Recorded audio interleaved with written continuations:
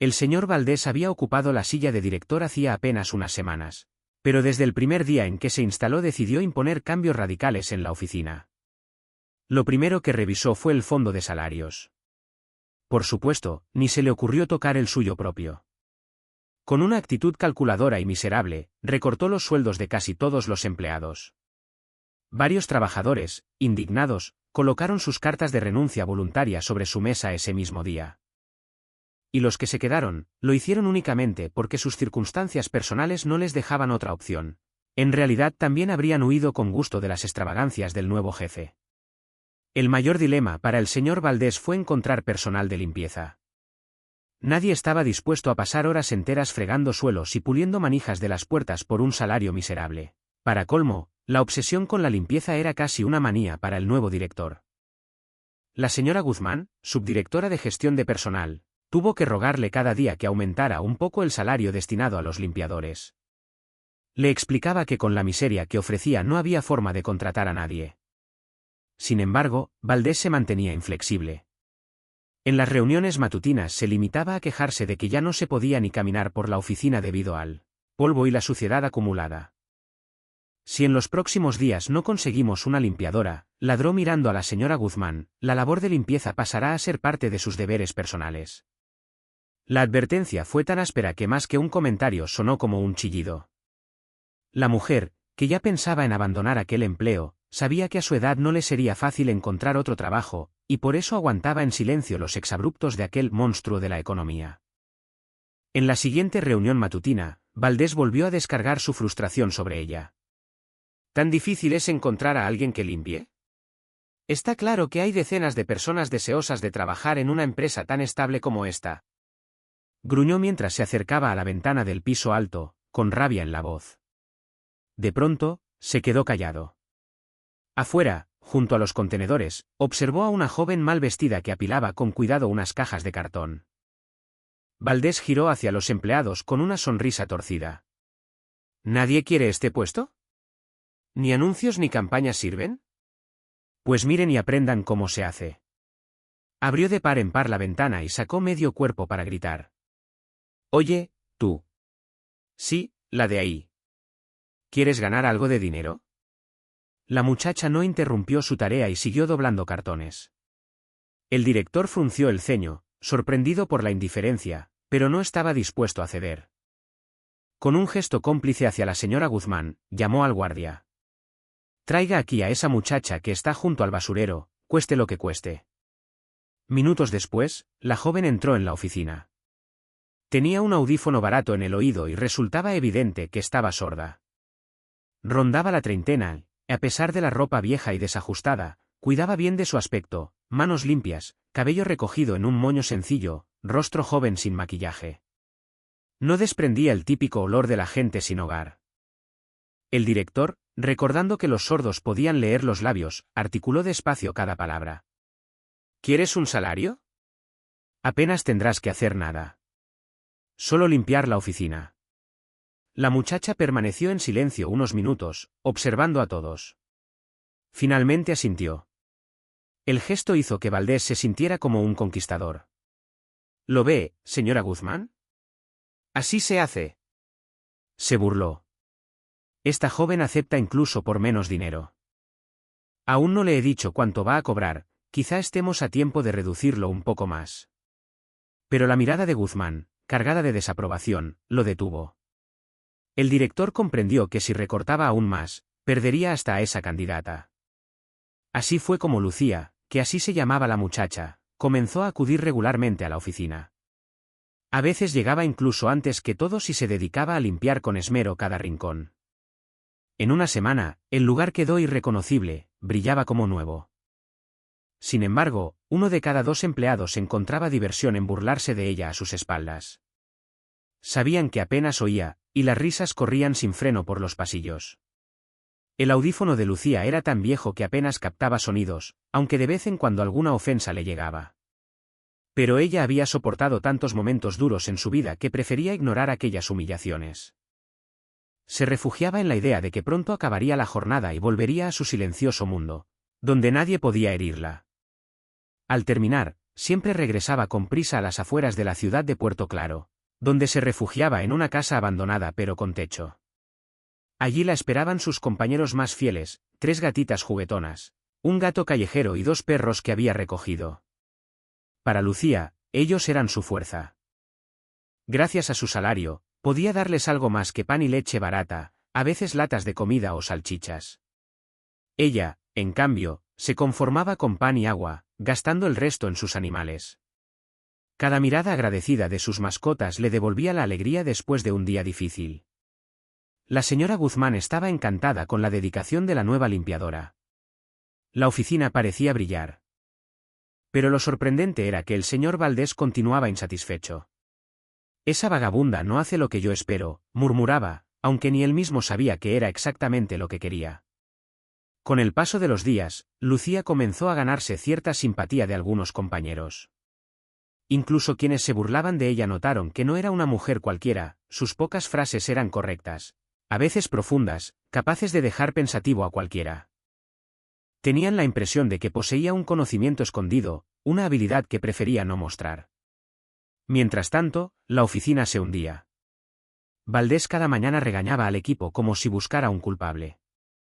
La productividad de la sucursal cayó en picado. Despedía empleados casi a diario. El rumor se extendió, pronto se quedaría solo.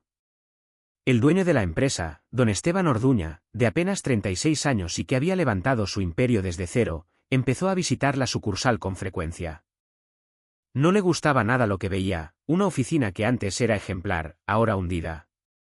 Y aunque Valdés intentaba aparentar orden antes de cada visita, la atmósfera pesada no se podía ocultar. Orduña, decidido a llegar al fondo, anunció una jornada de sanitización en todas las oficinas, un día libre y pagado para todos. Mientras tanto, instaló cámaras ocultas en cada sala, conectadas a su propio ordenador. Nadie lo sabía. Así, comenzó a vigilar día tras día, desde la apertura hasta el cierre, para entender qué estaba sucediendo. Durante semanas, don Esteban Orduña revisó las grabaciones. Fue acumulando hechos, uno tras otro, que demostraban por qué la sucursal había pasado de ser ejemplar a convertirse en una de las peores. Veía a Valdés gritar a los empleados, veía renuncias silenciosas, rostros apagados. Hasta que un día, en medio de una reunión, se encontró con un documento sobre su escritorio. Era un plan de desarrollo empresarial impecablemente redactado, con gráficos y proyecciones tan detallados que lo dejaron boquiabierto. «¿Qué es esto?», preguntó al director, con evidente sorpresa. «¿Quién es el autor?». Valdés, con una humildad fingida, bajó la cabeza. «Lo hice yo, señor. Apenas dormí durante varias noches para prepararlo. Sabía que lo valoraría. Pero algo no encajaba. La letra era fina, cuidada, claramente femenina. Orduña conocía bien los informes del director, descuidados, mal redactados, con garabatos torpes. Además, en las últimas semanas había comprobado en carne propia que la mente de Valdés era tan caótica como su caligrafía. Sospechoso, Orduña revisó las grabaciones. Y ahí descubrió la verdad: quien había pasado noches enteras trabajando en esos informes no era el director, sino Lucía, la limpiadora. En el vídeo se la veía inclinada sobre el escritorio, escribiendo con rapidez, luego quedándose pensativa unos minutos para volver a dibujar gráficos con sorprendente destreza. Era evidente que no solo tenía conocimientos, sino talento. Al día siguiente, Valdés fue citado al despacho de Orduña. Se presentó nervioso, cabizbajo, como un colegial reprendido. El dueño estaba furioso. ¿Se da cuenta de que con sus mentiras y su incompetencia casi arruina esta sucursal?, tronó. He perdido a excelentes profesionales por su pésima gestión. Pero lo peor es que intentó apropiarse del trabajo de otra persona. Valdés intentó balbucear una excusa, pero fue inútil. Orduña lo fulminó con la mirada y sentenció: «Tiene 10 minutos para recoger sus cosas y desaparecer de mi empresa». El hombre, pálido y encorvado, salió tambaleándose. En la oficina nadie se atrevía a moverse. Solo se escuchó el silencio tenso mientras la noticia corría de un escritorio a otro. Cuando la puerta se cerró, Orduña ordenó a su secretaria: «Llame a la muchacha sorda que limpia aquí. Quiero hablar con ella». Lucía entró tímidamente. El empresario le señaló una silla frente a su escritorio. Siéntese. Quiero conocer el verdadero rostro de quien está detrás de ese plan. Se nota que es usted inteligente, que no ha vivido siempre así. Lucía, algo desconcertada, asintió. Aunque era sorda, no era muda. Con voz baja, mirando hacia la ventana, comenzó a contar su historia.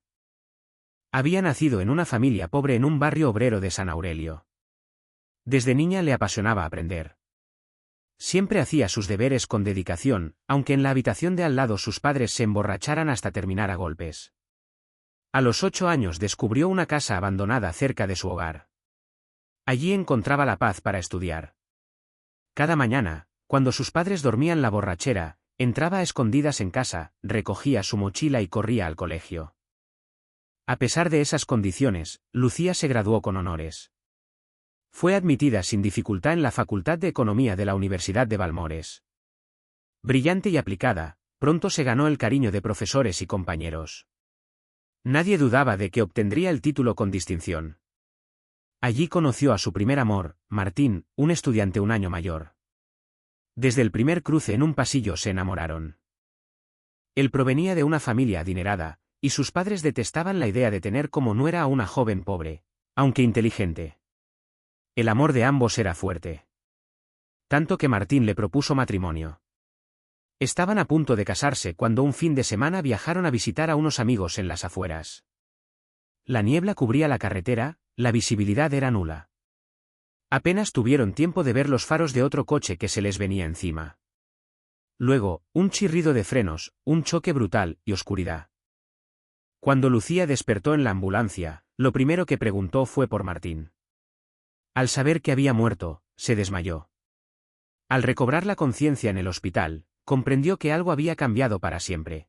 Había perdido la audición. Los médicos no encontraron explicación clara. Culparon al trauma y al estrés. Lucía suplicó que la dejaran asistir al funeral, pero la familia de Martín no se lo permitió. Peor aún, su madre la culpó de la tragedia. Si no fuera por ti, mi hijo estaría vivo. Te maldigo. No serás más que una barrendera, si tienes suerte.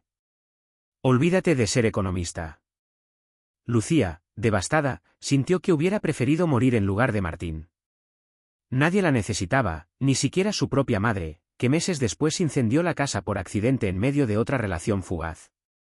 Sorda, sin hogar ni apoyo, quedó en la calle. Al principio aprendió a leer los labios. Luego consiguió pequeños trabajos limpiando en el mercado central de San Aurelio. Con lo poco que ganaba compró un audífono barato que apenas funcionaba. Con el tiempo se convirtió en una vagabunda. Un día halló una casita abandonada en las afueras. Allí llevó a los animales que encontraba, gatos, perros, todos hambrientos y asustados. Se convirtió en su refugio. Ellos eran su familia.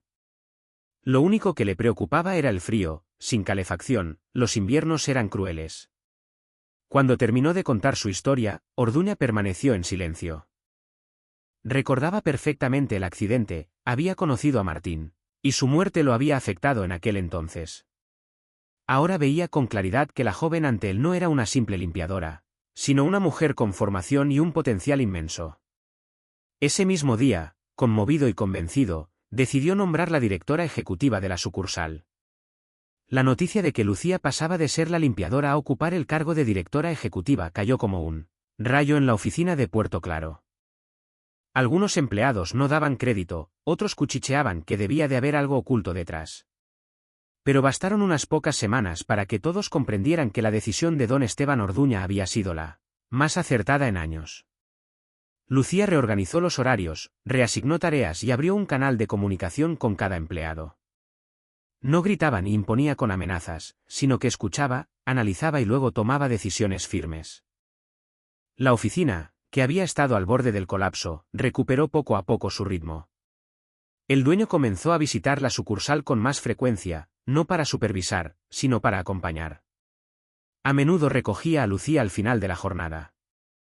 La gente murmuraba, pero él no se molestaba en disimular. Se sentía orgulloso de ella. Los resultados fueron inmediatos. En apenas 2 meses, los informes de productividad mejoraron. Los clientes volvieron a confiar en la sucursal y la atmósfera pesada desapareció. Muchos empleados confesaban que no recordaban haber trabajado con tanta tranquilidad en años. Un día, Orduña convocó a Lucía en su despacho. Sobre la mesa había una carpeta azul. «Estos son los números del último trimestre», dijo, sonriendo. «Has logrado lo que parecía imposible». Lucía hojeó las hojas con atención. Su rostro se iluminó. «No es solo mi trabajo», respondió. «Ellos también merecen el mérito». «Claro, pero tú has sabido guiarlos», replicó él con un tono cálido. La relación entre ambos empezó a cambiar. Ya no era únicamente jefe y empleada. Las miradas, las conversaciones al salir, las cenas ocasionales fueron acercándolos cada vez más. Pocos meses después, el rumor de que existía algo entre ellos se convirtió en certeza. Y aunque algunos lo comentaban con envidia, la mayoría lo veía como una especie de justicia poética. La joven que había sido humillada por todos demostraba que su lugar estaba muy por encima de lo que cualquiera había imaginado.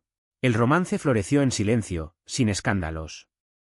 Una noche, después de una jornada intensa, Orduña la llevó a un restaurante frente al puerto. El lugar, llamado La Brisa del Mar, era uno de los más elegantes de Puerto Claro. Entre velas y música de piano, tomó su mano. «Lucía, cuando te vi por primera vez pensé que eras alguien perdido en la vida. Hoy sé que eres la persona que da sentido a la mía. ¿Quieres casarte conmigo?» Ella, sorprendida, lo miró fijamente. Durante años había cargado con el dolor y la soledad, creyendo que nunca más tendría un futuro. Ahora, frente a aquel hombre que le devolvía la fe, asintió con lágrimas en los ojos. La boda no tardó en celebrarse. Fue discreta, sin ostentaciones.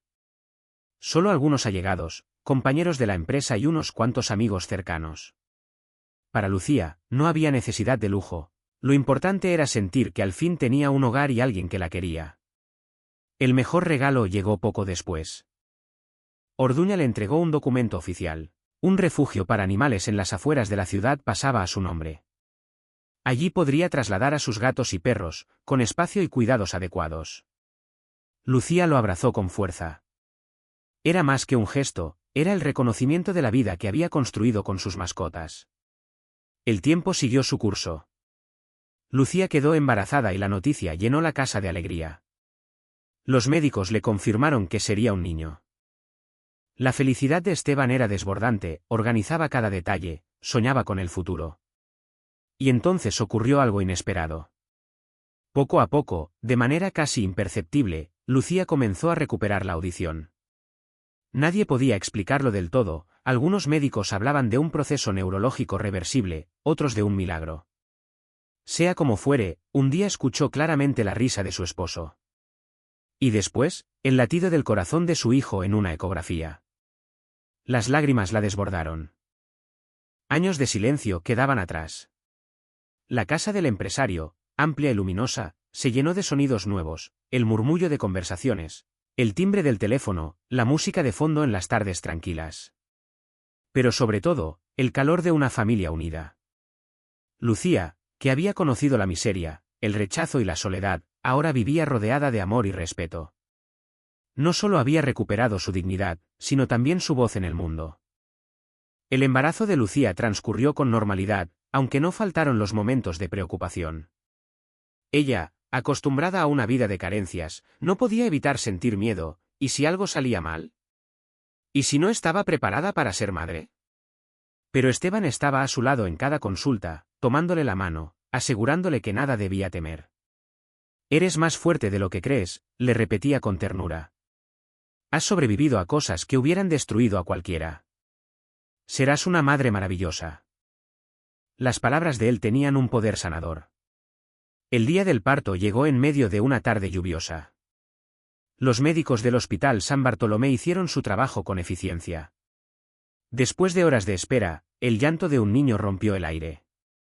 Era un sonido simple, pero para Lucía fue como escuchar el universo entero. Aquel llanto significaba que su hijo estaba vivo, que su vida tenía un nuevo comienzo. Lo llamaron Gabriel. Los primeros meses fueron agotadores.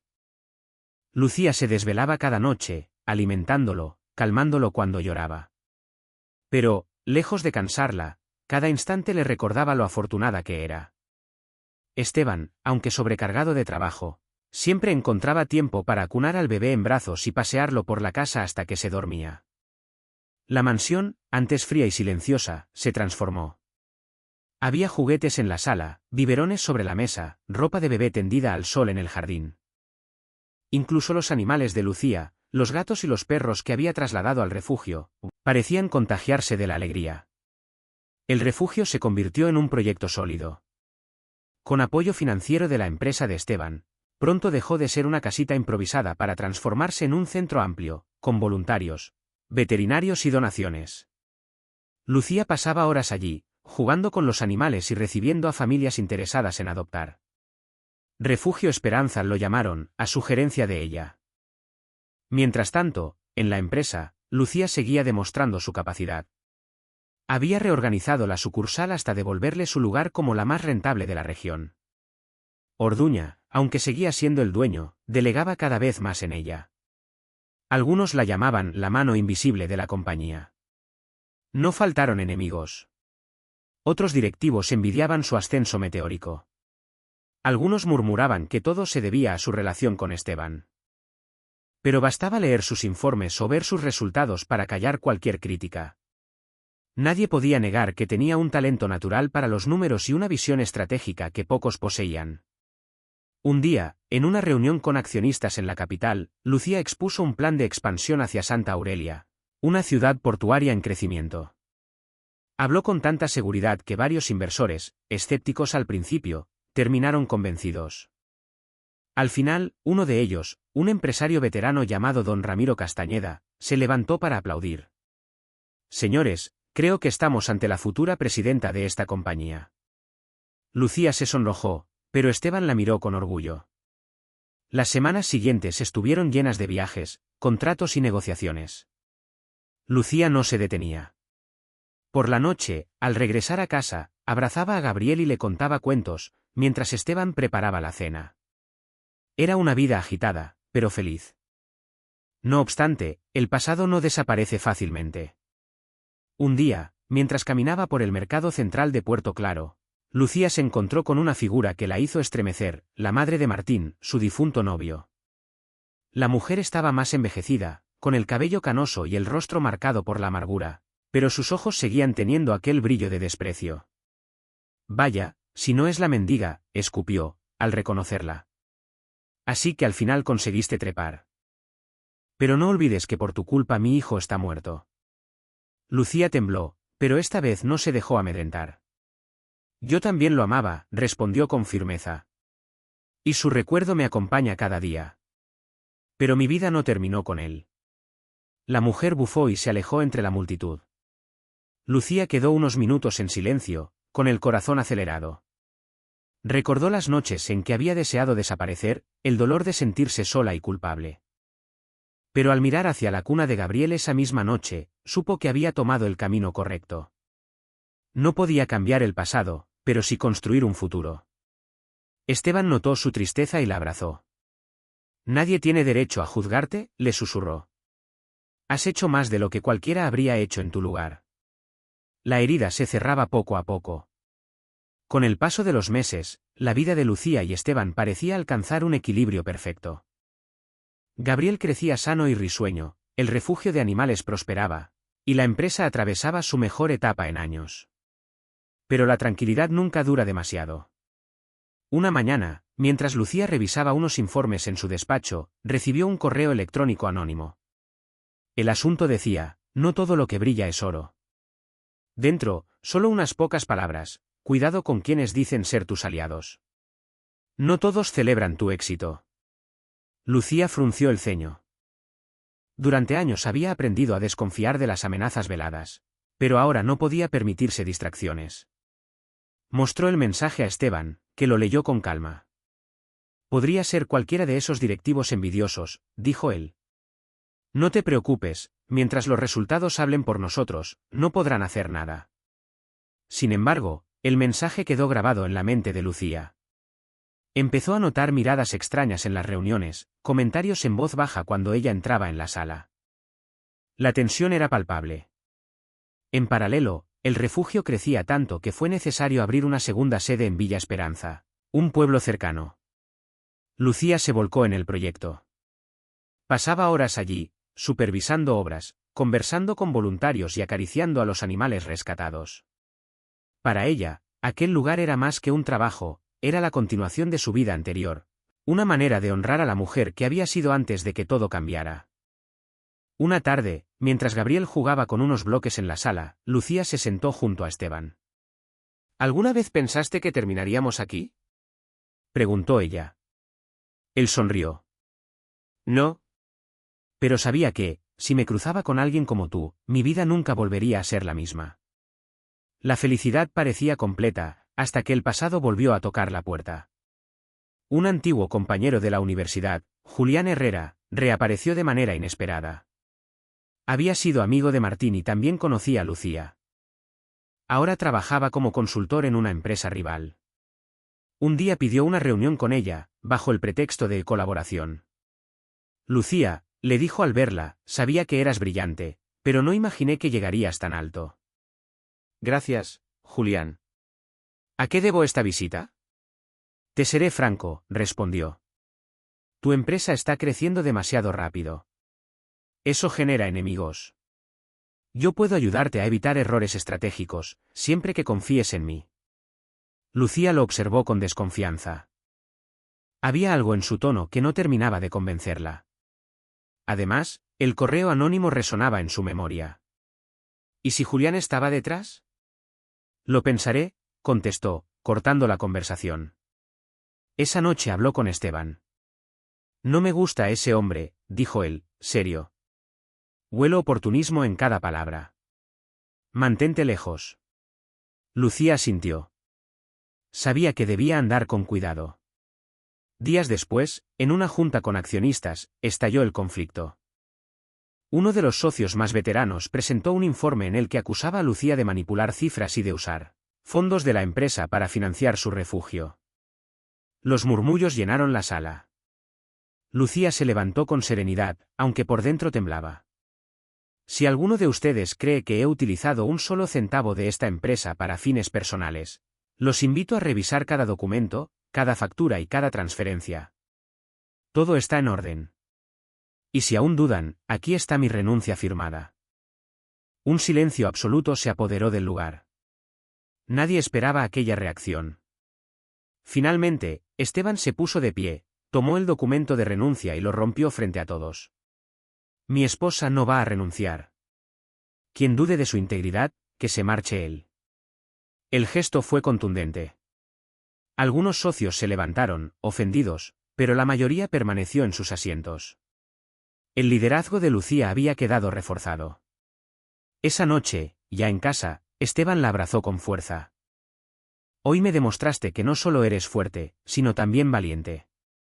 Has ganado el respeto de todos. Lucía sonrió con cansancio. Lo único que quiero es vivir en paz. Pero en su interior sabía que la batalla apenas comenzaba. La tormenta en la empresa parecía haberse calmado, pero en realidad solo se había desplazado a las sombras. Varios socios que habían quedado en silencio tras el gesto de Esteban comenzaron a reunirse en privado, alimentando una conspiración contra Lucía. Mientras tanto, ella seguía enfocada en su familia y en el refugio.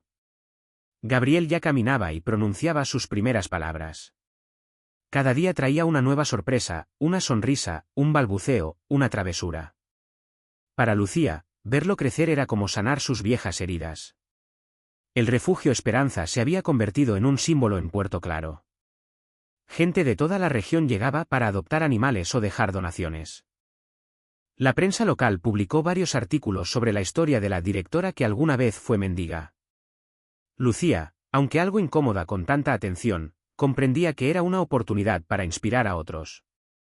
Un sábado, mientras ofrecía una entrevista, un periodista le preguntó: ¿qué siente al saber que pasó de limpiar oficinas a dirigir una de las empresas más importantes del país? Lucía sonrió con serenidad. Siento gratitud. Pero sobre todo, siento responsabilidad. Si yo pude salir adelante, cualquiera puede hacerlo. Las palabras se difundieron rápidamente. Lucía se convirtió en un referente de superación. Eso, sin embargo, no hizo más que aumentar la envidia de quienes la querían ver caer. Uno de esos envidiosos era Julián Herrera. Tras el rechazo inicial, insistió en acercarse, pero esta vez por vías más oscuras. Filtró información manipulada a la prensa, insinuando que la empresa de Esteban había crecido gracias a contactos turbios y favores políticos. Los titulares hicieron ruido, aunque ninguno se sostenía con pruebas. Esteban reaccionó de inmediato. «Vamos a demandarlo», dijo furioso. «Nadie va a ensuciar tu nombre ni el mío». Lucía, en cambio, se mostró más prudente. «Déjalo. El tiempo demostrará la verdad. No perdamos energía en quienes solo saben destruir». A pesar de sus palabras, en el fondo estaba preocupada. Sabía que los rumores, aunque falsos, podían minar la confianza de los socios y de los empleados. Las tensiones alcanzaron un punto crítico durante la Convención Nacional de Empresarios en Santa Aurelia. Lucía fue invitada como ponente principal. Su discurso estaba preparado al detalle, hablaría sobre innovación y responsabilidad social. La sala estaba llena, directivos, políticos, periodistas. Justo antes de comenzar, un asistente le entregó un sobre cerrado. Dentro, una nota: «Si hablas hoy, tu familia pagará las consecuencias». El corazón de Lucía se aceleró. Por un instante pensó en renunciar a la ponencia. Pero luego recordó cada batalla que había librado: el desprecio, la pobreza, la soledad, la muerte de Martín. Cerró los ojos, respiró hondo y subió al escenario. Su discurso fue impecable. Habló con firmeza, sin mostrar el menor rastro de miedo. Cuando terminó, la sala entera se puso de pie para aplaudir. Varios periodistas se acercaron, cámaras encendidas. Ella sonrió, pero en su interior seguía temblando. Esa noche, al regresar al hotel, encontró a Esteban con Gabriel en brazos. «¿Todo bien?», preguntó él, notando su expresión. Lucía le mostró la nota. Esteban apretó la mandíbula. «Esto ya no es un simple juego de envidias. Prometo que nadie va a tocar a nuestra familia». Desde entonces, la seguridad alrededor de Lucía se reforzó. Guardias en la empresa, cámaras en la mansión, vigilancia en el refugio. Ella se sentía incómoda con tanta protección, pero comprendía que era necesaria. El tiempo pasó y, poco a poco, la amenaza pareció desvanecerse. Sin embargo, Lucía sabía que los enemigos nunca desaparecen del todo. Lo que sí permanecía intacto era su determinación. Había llegado demasiado lejos para dejar que el miedo la derrotara. En una noche tranquila, mientras contemplaba a Gabriel dormido, Lucía pensó en todo lo vivido. Se recordó a sí misma recogiendo cartones junto a un contenedor, invisible para el mundo. Y ahora, años después, era una mujer respetada, amada y escuchada. «He sobrevivido a todo», susurró en voz baja. «Nadie podrá arrebatarme lo que he construido». La amenaza anónima quedó como una sombra en la memoria de Lucía, pero su vida siguió avanzando. Gabriel crecía rápido, ya corría por los pasillos de la mansión, perseguía a los gatos del refugio y empezaba a formular preguntas con esa curiosidad insaciable de los niños. El refugio Esperanza alcanzó una magnitud inesperada. Se firmaron convenios con escuelas, universidades y hasta con el gobierno local de Puerto Claro para promover la adopción responsable. Lucía se convirtió en rostro visible de campañas solidarias y su historia aparecía en documentales y programas de televisión. Sin embargo, esa visibilidad también atrajo viejos fantasmas. Una tarde recibió una carta manuscrita sin remitente. El mensaje era corto: «Recuerda que sigues siendo la mendiga de antes». Lucía respiró hondo. Guardó la carta en un cajón y decidió no hablar del tema con Esteban. No quería preocuparlo. Pero esa noche, mientras lo observaba dormir, comprendió que su vida ya no era solo suya: tenía un esposo, un hijo, un equipo que confiaba en ella. No podía permitirse debilidades. En la empresa, la expansión hacia Santa Aurelia dio resultados extraordinarios. La sucursal creció más de lo previsto y generó alianzas internacionales. Lucía viajó varias veces a Ciudad Altamira, donde presentó proyectos de cooperación tecnológica. Su seguridad, su manera de hablar, dejaban sin palabras a quienes aún dudaban de ella. Un día, después de una reunión exitosa, Esteban la miró con una mezcla de orgullo y ternura. «Eres la mujer que cambió mi vida», le dijo. «Antes vivía rodeado de números y contratos, pero vacío. Contigo, todo tiene sentido». Lucía sonrió y apoyó la cabeza en su hombro. «Y yo creía que estaba destinada a la oscuridad. Ahora sé que la vida siempre da segundas oportunidades». Pero esas palabras se pusieron a prueba muy pronto. Julián Herrera, su antiguo compañero universitario, reapareció con más fuerza. Había logrado infiltrarse en un consorcio rival y filtró documentos manipulados que buscaban culpar a Lucía de un supuesto fraude financiero. Durante días, los periódicos sensacionalistas se llenaron de titulares envenenados. La junta directiva exigió explicaciones. Lucía asistió con toda la documentación en regla. Con voz firme, refutó cada acusación una por una. Al final, golpeó la mesa suavemente y dijo: «Si todavía dudan, aquí estoy.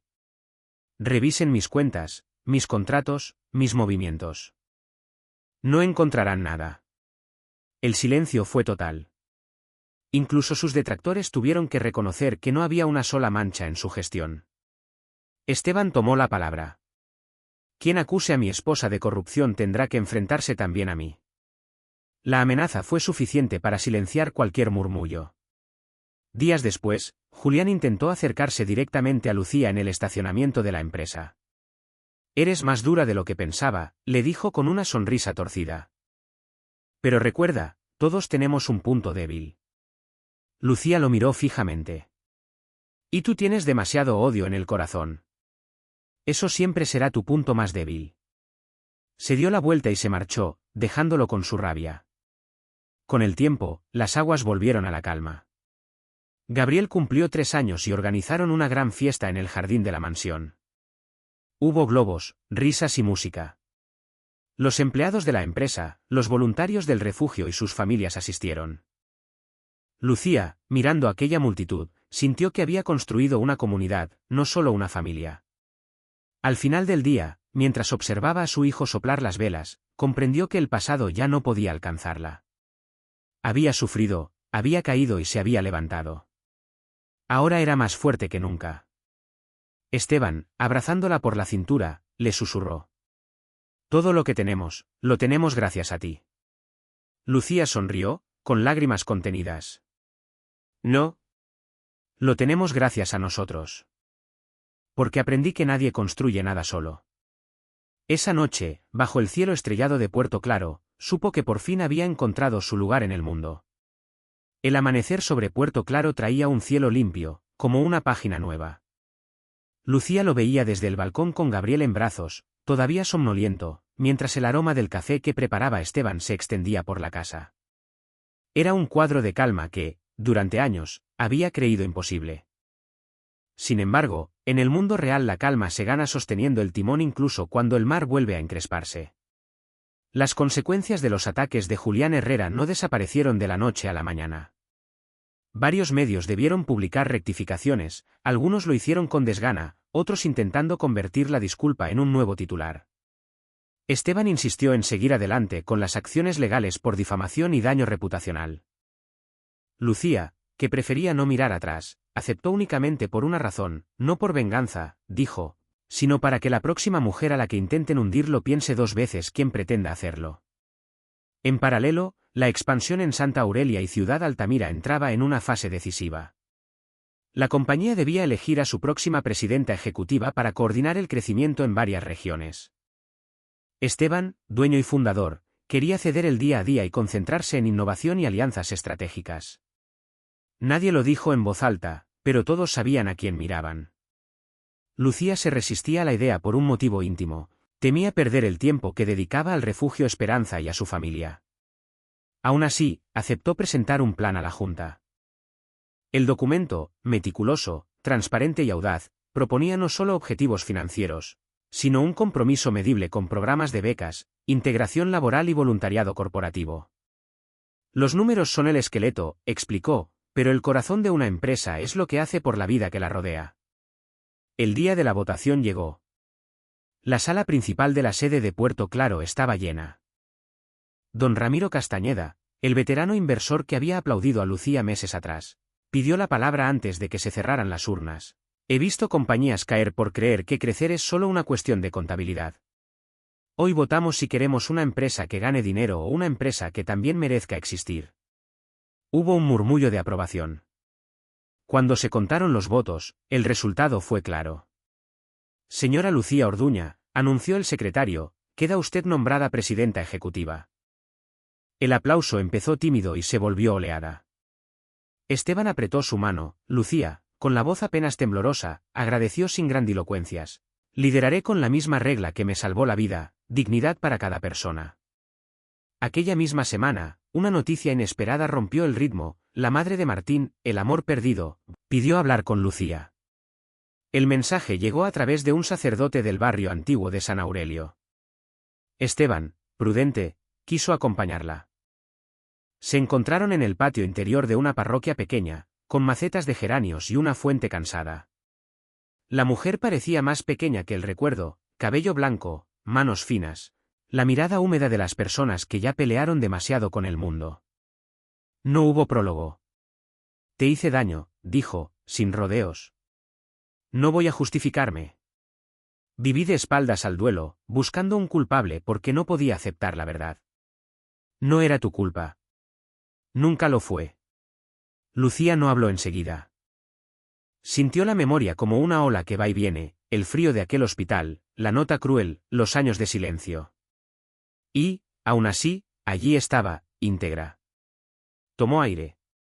Yo también lo amé, dijo. Lo amaré toda la vida, de un modo quieto. Pero la vida siguió. Encontré una familia. No busqué reemplazarlo, aprendí a agradecer lo que tuve y lo que tengo. La mujer asintió. Esteban, a un lado, comprendió que ese gesto cerraba un círculo más grande que cualquier acuerdo comercial. Antes de despedirse, la mujer sacó de su bolso un pequeño sobre. Dentro, un colgante con una inicial diminuta. Lo guardé por rabia, confesó. Te pertenece.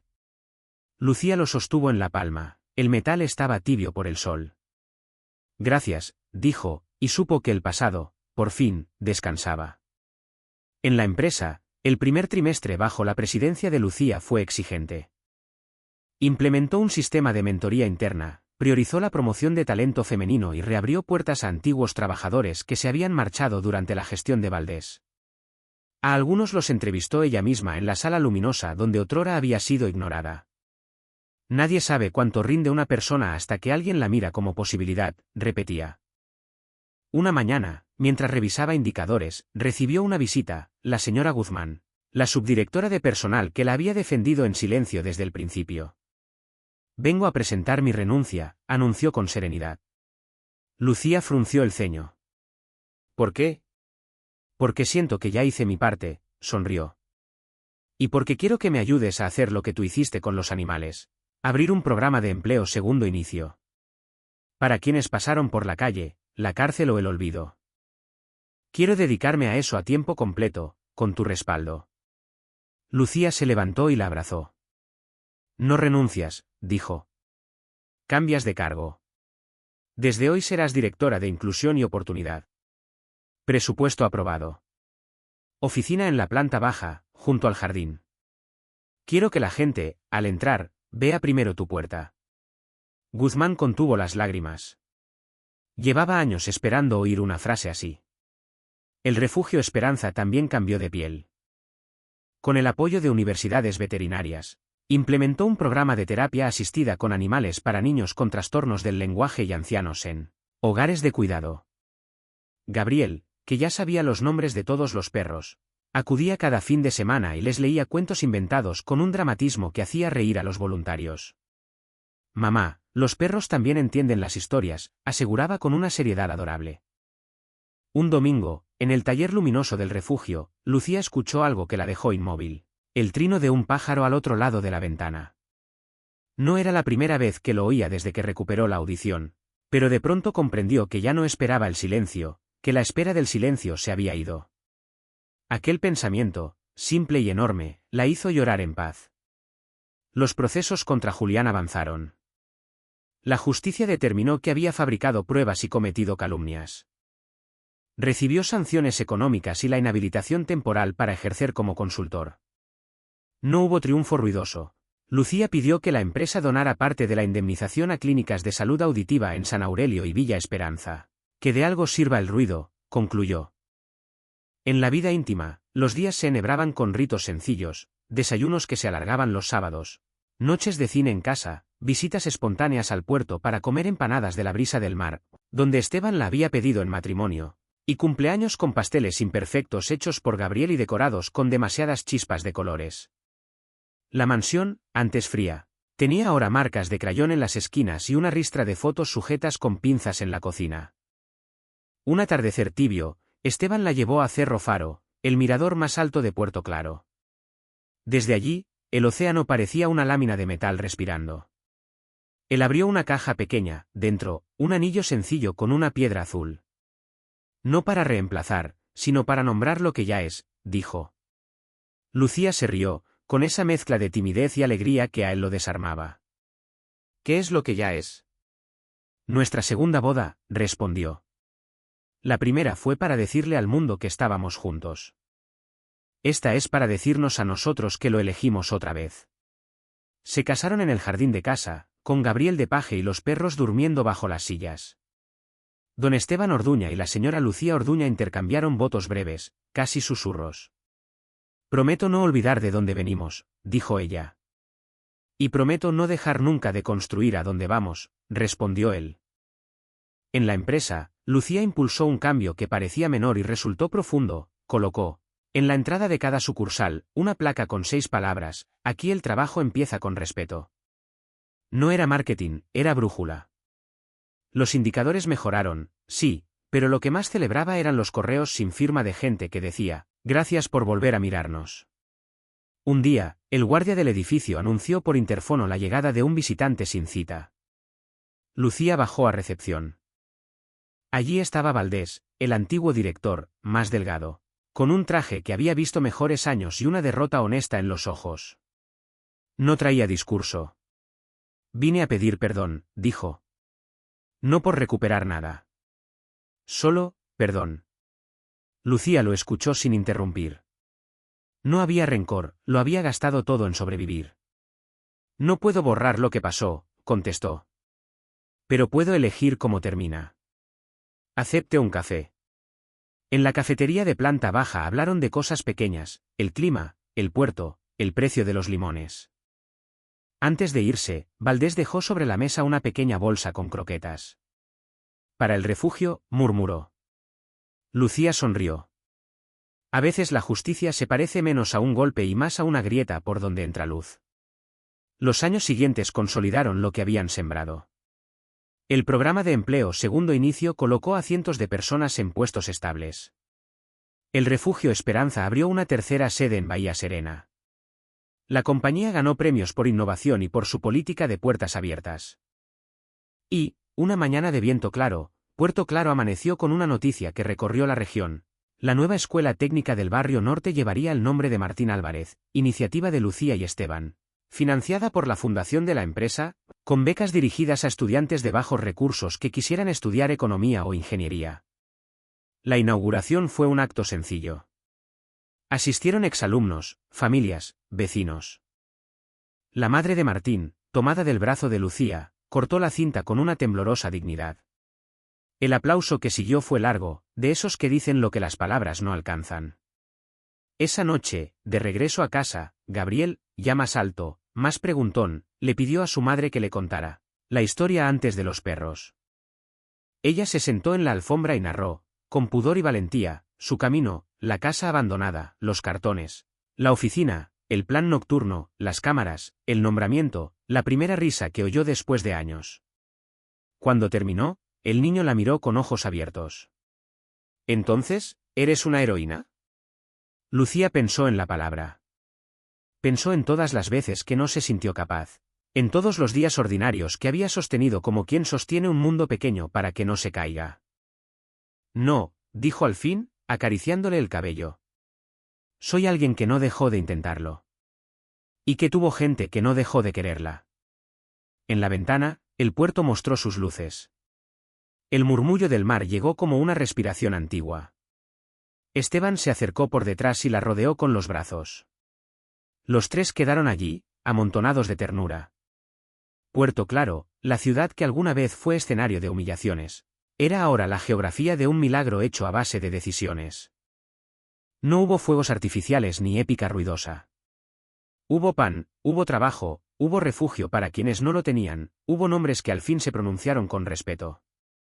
Y hubo una mujer que, habiendo aprendido a vivir en el silencio, no desperdició el regalo de volver a escuchar, lo usó para oír mejor a los demás.